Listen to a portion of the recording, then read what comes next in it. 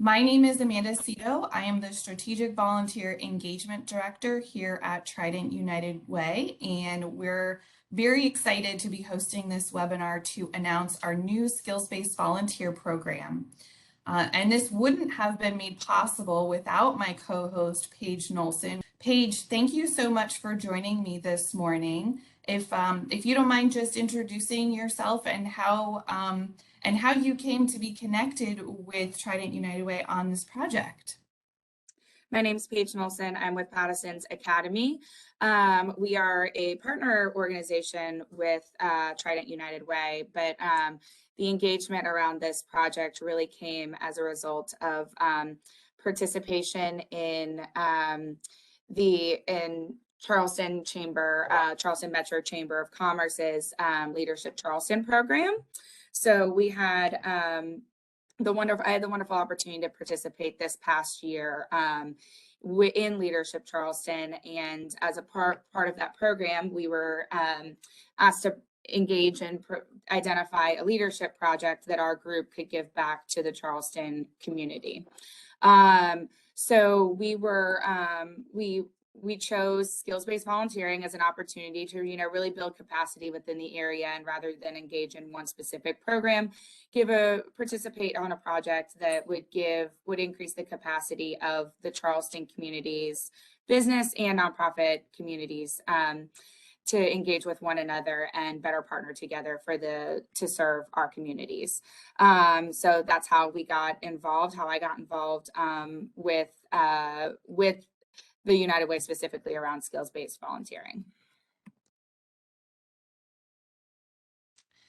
So some of you may have heard of skills-based volunteering before, or pro bono services, which is another term it sometimes goes by. Our definition is that skills-based volunteering utilizes the expertise of an individual or small group to complete a project for a nonprofit they otherwise would not have the skill set or capacity to accomplish with their current resources. So projects may be short-term or long-term in nature, depending on the desired deliverables and outcomes that you're looking for. These are some example projects, everything from website design or data analysis, benefits and payroll consultation, accounting software. I won't go through everything, but this is just a sampling and not an exhaustive list of the ways skills-based volunteers could support an organization. Projects may require certain credentials, but they certainly don't have to. It could just be added capacity that you're looking to utilize or benefit from. So it is meant to be a capacity building program to help support whatever needs you have as community partners. And to give you a better idea on what a project can look like, Paige is going to share her recent experience utilizing a skills-based volunteer. Paige? Patteson's had an incredible opportunity to engage in a really perfect skills-based volunteering example. This past year, we were looking at transitioning our HR and PEO provider. And it was really important for our organization that our employees are our value, and we wanted to reflect and show that value in them by getting the best HR servicing and payroll, our best payroll benefits, and just really possible to show that we're valuing our employees, and that process flowed really smoothly, so that they felt that they had input in the process, they had input in the services and the benefits we were providing, and that they never saw a hiccup in their HR experience. But we don't have anyone on site in HR. That's why we outsourced that service. And we didn't have anyone on our board in HR either. So we didn't have the technical experience in-house to do the evaluation process around HR, identify the best vendors and the best providers possible, and ensure that we were getting not just the best product and service for our employees, but the best price as well. So I reached out to Amanda and told her we were really in need of somebody with high skill and a high level of service around HR servicing. But you know, we didn't have significant capacity to pay for those services at that time. And Amanda set us up this incredible volunteer, Tasha, who runs an organization and a business that specifically looks at HR and identifying HR benefits, vendors, and programs for small businesses. So she set us up with Tasha. And Tasha did an absolutely beautiful job. She came in and we worked with her to say, this is the amount of hours per week we need. This is the scope and the scale of the services that we need from this potential volunteer. This is the length of time we anticipate the project and the amount of time we anticipate needed on the project. And this is the impact it's going to have on our employees. And Tasha looked at that, you know, project profile and said, yes, I can absolutely commit to doing that for you all. And we paired together. She walked with us for about a 3-month span. We met every other week or so for about those 3 months, and she helped us identify vendors. She helped us set up scoping and prospecting calls. She helped us analyze and really go through our full RFP process around HR vendors. And she had the technical experience as well to help guide our decision making as we whittled down those options and came to a final choice and proposal to our board. We could not have done it without her. She was an incredible asset to our organization during that time where, you know, it was high. The stakes were high. The project was incredibly important, but we really had low expertise within our organization. But didn't necessarily have a need to begin a full contracted service with a company in order to do that. She came in to fill that, you know, 3-month need and walked right alongside us. And the communication was very clear from beginning to end from both parties of what our expectations were of one another, what our expectations were of ourselves, and the timeline we were going to get it done in. And she was there from the first prospecting call with the first HR vendor to the day we went live and started using those services. So we couldn't have done it without her. Paige, thank you so much for sharing your case study overview. And Paige is going to share a little bit more about what that looked like as we dive in now. So what does this look like for you, and how can you all consider hosting a skills-based volunteer? We wanted to give you some 4 keys to really be successful in a skills-based volunteer match. And because recruiting and hosting a skills-based volunteer requires more coaching and coordination than maybe how you're currently using volunteers in your programming. And as you heard from Paige, it more closely aligns with managing a contractor. So here are some questions to ask yourself or your organization. Do you have a clearly defined need or a project? And do you know what end goals or deliverables you'd like to see? And what does success look like for this project or need that you may have? You should be able to articulate a vision of success to someone else so that they can help bring your vision to a reality. And don't worry about these questions. You should have a file that you can download. And again, we're going to put all of this information on our website.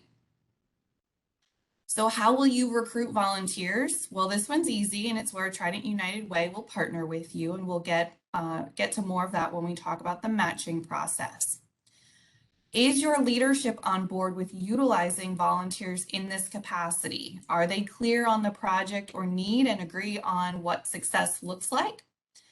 Because if project creep were to happen, meaning that you are expanding or doing more than what the original project description looked like, it's likely because your leadership, and leadership can look like a lot of different things. It could be volunteers, it could be your manager or supervisor, because they may not share the same vision or the same goals and deliverables. So you'd hate to start down one path with a volunteer and then have to take a different route, or worse, perhaps start all over. So be sure that your leadership has bought into working with volunteers in this way, and also, as I mentioned, share the same vision. And then, does the staff person who will own or oversee the project have the time and capacity to provide direction and oversight to the volunteer? So it is very possible with skills-based volunteers that if you are the one that manages volunteers in your organization now, you may not be the one to provide this oversight and direction to a skills-based volunteer. They may be closely working with your HR or your IT or your finance department, and someone in that department is actually going to serve as their quote unquote supervisor. And we highly recommend having stand-in check-in meetings, but it's not about, just scheduling those standing meetings, but it's also about keeping them to make sure that the volunteers can get that current and ongoing feedback and know that they have the standing check-in time so that they can keep the work moving forward so that everyone stays on the agreed upon timeline. So Paige, based on what on these 4 keys, will you just share a little bit about how you navigated some of them for your pilot project experience? Yes, absolutely. So we came in with we sat down, myself and my board chair sat down before we started with Tasha, and really like scoped out this need and defined what the RFP process would look like for us and the points where we would need support from this skills-based volunteer. So we were very defined in what the need was, where we had internal capacity to fill those needs within that project, and where we had expertise area that was not internal, or where we needed support. So we were very clearly defined in what the project would look like, what the timeline of the project would be, and what specific areas we needed that skills-based volunteer to chime in and support us on. We scoped that out into a very specific ask, sent that to Amanda, and Amanda worked on that volunteer recruitment for us. We looked at other areas and looked at other potential areas of volunteer support, but unfortunately, without that volunteer really being skilled in this area, it wasn't going to serve. It might help with maybe capacity, but it wasn't going to help with the knowledge that we needed to be successful in this project. So that's where we reached out to Amanda and said, here's the specific skill set, here's the project, the timeline, and the roles and responsibilities of that volunteer. Is there somebody you think could do this with us? And we absolutely had leadership buy-in. Our board was very much on board with having a skills-based volunteer come in and help us make the best decision possible for ourselves and our employees and guide us through this area. So we had strong leadership buy-in from both myself as the executive director and our board members. And we were very clear on what that would look like and where the limitations of that engagement as well. What the volunteer was going to be doing, what the volunteer was not going to be doing, and what we were responsible for. And as far as capacity goes, I did come up with the project. Myself and my board chair came up with a project scope. We jointly managed the process overall, but I was predominantly responsible for overseeing the volunteer strategic and skills-based engagement. And that was, so I was both the project, I developed the project and oversaw the volunteer throughout the process. But I can say, as far as capacity goes, it took far less capacity to oversee the skills-based volunteer than for myself or my board chair to attempt to become experts in a new area that we were unfamiliar with in order to make the best decision possible.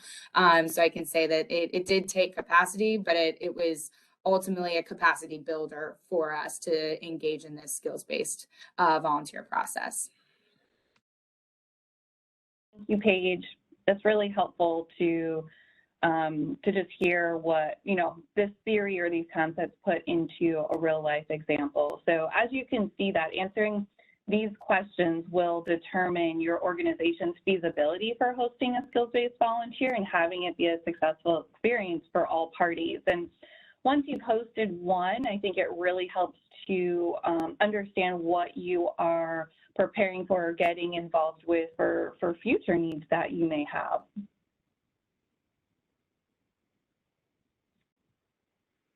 So moving on, and I think Paige has shared a little bit about this when she's talked about writing the project description, but this is really the next key piece of preparing a skills-based volunteer project and hosting a volunteer. It's important to provide a detailed information about the project along with those timelines, deliverables, and outcomes that Paige has mentioned. Think of it as if you were writing a request for a proposal or RFP, if you've done that before. The more detail and outline that you can provide, the more you're just setting yourself and the volunteer up for success. So include why the project is important to your organization. Volunteers really respond well to that when they understand that what may seem like, not a big lift or a big project given their expertise, it really does mean a lot to your organization because perhaps you wouldn't be able to get it done or complete it otherwise, or maybe it would take much longer to do so. Remember to include the number of volunteers. Is this for an individual or a small group? We have worked with small groups before, especially when it comes to like logo design or graphic design, website design. Sometimes it's helpful to have a small group, whether that be 3 or 4 people, work on a project, especially if it's a bigger project, just to speed up the timeline a little bit. And then what is the skill set that you're looking for? It may be very specific, as Paige's needs were, or it might be a combination of skills. And again, this might be where you need to look for a small group that can come together and work. And then will the project be in-person, virtual, or hybrid? So it may be that you want to have an in-person meeting with the volunteer for them to meet their project manager, maybe some other people that will be impacted by the work that they're going to be doing. And then they can do the majority of the project from, their home or their office. And then again, maybe you'll meet at the end in person to do a presentation or an implementation of something. So just think about that, and so the volunteer can be aware of what you're looking for as well. And some of that can be arranged or negotiated with the volunteer too, so don't feel like you have to be set in stone. And then lastly, how long do you anticipate the project taking? Understanding that things could change as you get into the project, but you do want to have a pretty clear outline, especially if it does require you to have a fast and hard deadline to be able to make decisions or whatnot. So is it a short-term project that's only a couple of weeks, or is it a longer-term project that may require a few months? Paige, is there anything you would like to add to this piece about writing that project request?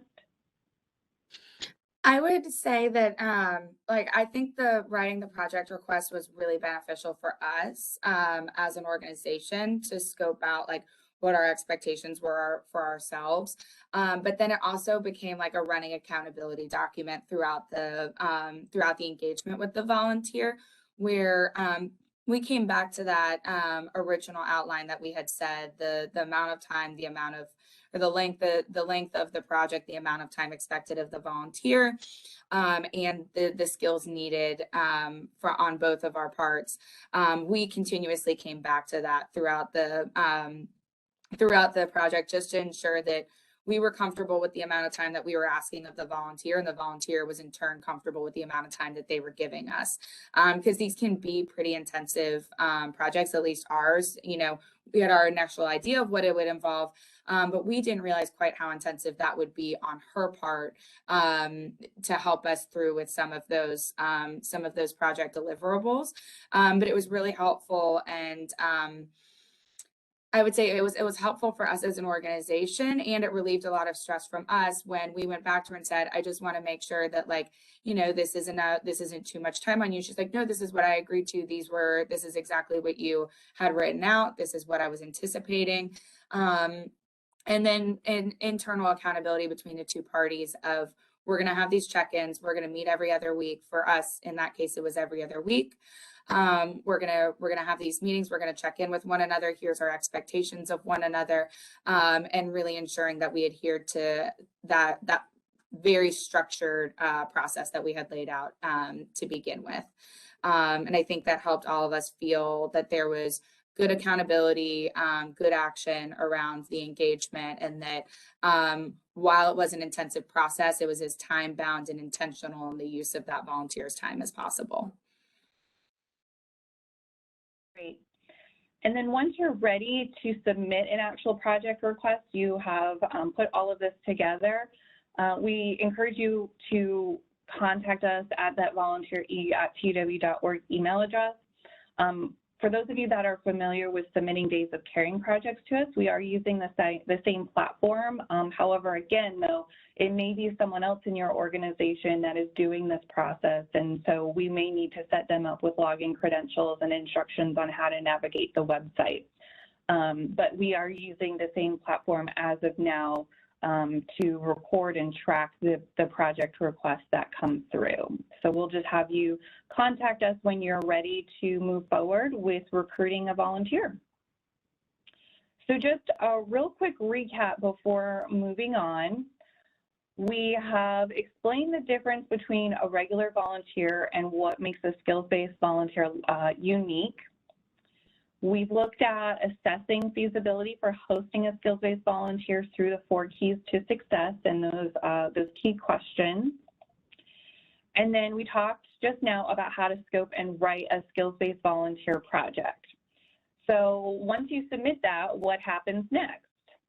And I did want to walk through you all what the matching process will look like for this new program. So once you submit a project request to our team, we will review it first, of course, and make sure we don't have any questions, because if we have questions about a project that came through, of course, a volunteer will have questions as well. So once all of that is ready, we will we'll post it on our platform. We will also be intentionally outreaching to volunteers we feel would be a good fit. So we're doing a couple of different things to develop a pool of volunteers that are interested in this type of work. So we will handle the recruitment on our end to find a match for your project. At this time, we cannot guarantee a time frame on how long the matching process will take, as it really is just going to depend on the skill set that you're looking for, the availability of prospective volunteers, and just how long it takes us to identify a good match. But we will provide you with updates along the way. So if this is a very time-sensitive project, I don't want that to deter you from submitting a request, but please note that it could be a little bit of time depending on the skill set that you are looking for. So once we do have a potential match, we will share information on the volunteer's skill set, either from a resume or their LinkedIn profile with the project manager. And if the project manager is interested, then our team, our strategic volunteer engagement team, will coordinate a virtual meeting with all the parties, so the project manager, the volunteer, and someone from our team, to just further explore working together. This will be an opportunity to talk a little bit more about what you're hoping to achieve and your vision, for the volunteer to talk about their experience and their skill set and what they may be able to offer to you. And then at the end of that meeting, it doesn't have to be in the meeting, but we'll ask for input from both the volunteer and the project manager to see if it is indeed a good match. If it is not a good match, then we will go back to the recruitment steps to find another volunteer for you. However, if it is, and we hope it'll be a good match, then our team will facilitate a transition to the project manager. for you all to take it to next steps, whether that be, again, the next steps in just agreeing on those check-in times, the timeline, deliverables, where to get started, all of those pieces. So we, of course, will encourage the project managers and the volunteers to reach out to our team if you need any additional support from Trident United Way. We will, pop in and just make sure everything is going according to plan, see if you need any support or assistance from us. And then we'll be there at the end to help you celebrate together the accomplishments that you were able to achieve. So again, as I mentioned, this matching process and everything else we've shared so far is included in a document that's available for you to download, and it will also be posted to our website for future reference in case you have questions. So, and just real quickly to share with you what Tasha shared from her experience working with Paige and Patterson's Academy. She said, this experience has proven that volunteering gives true enlightened satisfaction of self and that one can make a difference through volunteering by simply saying yes when asked. So we hope that every volunteer that we approach with a skills-based project says yes and has such wonderful things to say, just as Tasha did. Because I think it really does mean a little bit more, or it just hits differently with volunteers when they have the opportunity to lend their skills and expertise in a way that helps the greater good and helps your organization. So with that, we will open it up for questions if you have any. Again, I apologize for some of our audio challenges earlier in the presentation, but glad we were able to make it through. And again, we just want to answer any questions that you may have. We at Trident United Way certainly do not expect to be flooded with project requests at this time, although if you do have them, send them on, let us know. But this program is going to be here for our nonprofit partners and available to you when you need it. Again, this is not time bound. It is not a certain time when we are opening project requests. This is on a rolling and as needed basis for you. And there again, we'll also be working to recruit volunteers that are interested in volunteering in this way. And so when we have projects come in, hopefully the length of time it takes us to recruit volunteers will be shortened because we'll already have a good list of folks to reach out to. Paige, anything else that you would like to share? I haven't seen any questions come through, but just want to give you an opportunity for any final closing remarks unless folks have questions. I would just say that I saw this as like skills-based volunteering for me was a really amazing way to bring in that level of expertise that you think of from some of your board members, where perhaps you just don't have a board member in that expertise area at that time. So it's almost that strategic board member level engagement, but for a very time-bound project. So it was really wonderful for me to engage in skills-based volunteering and have somebody come in and work with us and see kind of their light up when they got to give back their very wonderful and sophisticated skills in a way that they just don't typically get to. That's a little more maybe a little where, using their skills has a little bit more of a direct impact. They can see that direct impact and they get to be a little bit more flexible and creative in how they're using those skills for a different organization. So we really loved being able to host Tasha, but it was also an incredible capacity builder within our organization and something that we will absolutely do going forward. That's great. So we had one question come in and asking about, board members, volunteers for boards. And this one is specifically meant to be short or long-term projects. However, if any of you have heard of another program we have at Trident United Way called Lead United. Lead United is a board training program for prospective volunteers, and that would be an avenue if you're interested or searching for a way to connect with new board members. That's something we can connect you with on that end. But it's a great question to make the distinction between the two programs and the two types of volunteers. So again, this one really is looking at like a skill set to complete a certain kind of time-bound project, whereas our Lead United program can help connect you with prospective board members that are trained and ready to serve.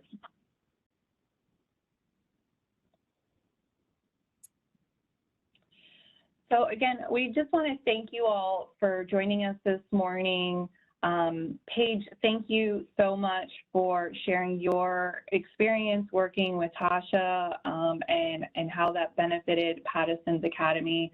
I feel like it really helped folks to be able to hear a true example of a skills-based volunteer project that was successful, so as they think about their needs or future projects that they may have.